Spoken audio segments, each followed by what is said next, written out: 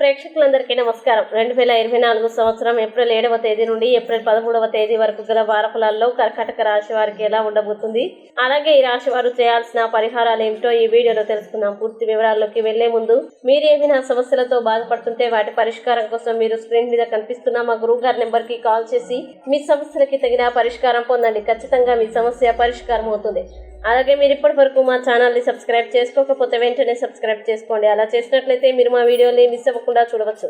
పూర్తి వివరాల్లోకి వెళ్తే ఈ వారం కర్కాటక రాశి వారికి బృహస్పతి 10వ ఇంట్లో ఉంచబడినందున ఈ వారం మీకు అకస్మాత్తుగా భారీ లాభం రావడంతో మీరు మీ డబ్బు పెద్ద పెట్టుబడిలో పెట్టుబడి పెట్టడం గురించి నిర్ణయం తీసుకోవచ్చు. కానీ ప్రస్తుతం తొందరపడి ఎలాంటి పెట్టుబడులు పెట్టవద్దని మీకు సూచించబడింది. ఎందుకంటే మీరు సాధ్యమయ్యే అన్ని నష్టాన్ని పరిశీలించకపోతే భవిష్యత్తులో మీరు ప్రమాదాల అవకాశాలని పెంచే అవకాశం ఉంది. కర్కాటక రాశి వారికి ఈ వారం మిశ్రమంగా ఉంటుంది. ఈ వారం కర్కాటక రాశి వ్యక్తులు ప్రమాదకర కార్యకలాపాలకి దూరంగా ఉండాలి మరియు వారి మాటల్ని మరియు ప్రవర్తనని నియంత్రించుకోవాలి.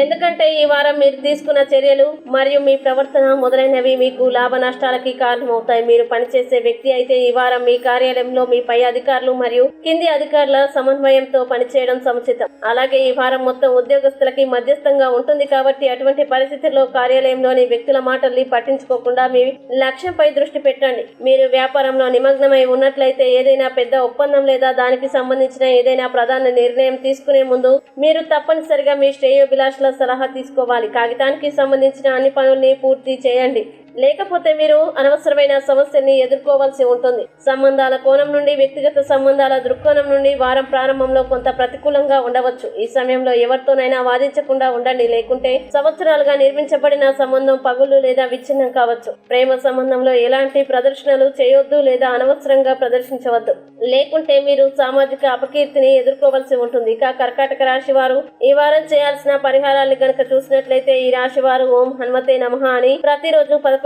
సార్లు జపించండి. మంచి శుభ ఫలితాల్ని పొందుతారు. అలాగే ఈ వారం మిథున రాశి వారికి అనుకూల తేదీలు గనక చూసినట్లయితే వీరికి 10, 12 తేదీలు చాలా మంచి రోజులు. ఈ తేదీల్లో ఏ పని ప్రారంభించినా సరే మంచిది. ఈ వీడియో మీకు నచ్చినట్లయితే లైక్ చేయండి మరియు ఈ వీడియోని మీ సోషల్ మీడియా అకౌంట్ల ద్వారా అందరికీ షేర్ చేయండి. అలాగే మీరు ఏదైనా సమస్యలతో బాధపడుతున్నట్లయితే వాటి పరిష్కారం కోసం ఒక్కసారి గురువు గారి నెంబర్ కి కాల్ చేసి మీ సమస్యలకి తగిన పరిష్కారం పొందండి. ఖచ్చితంగా మీ సమస్య పరిష్కారం అవుతుంది.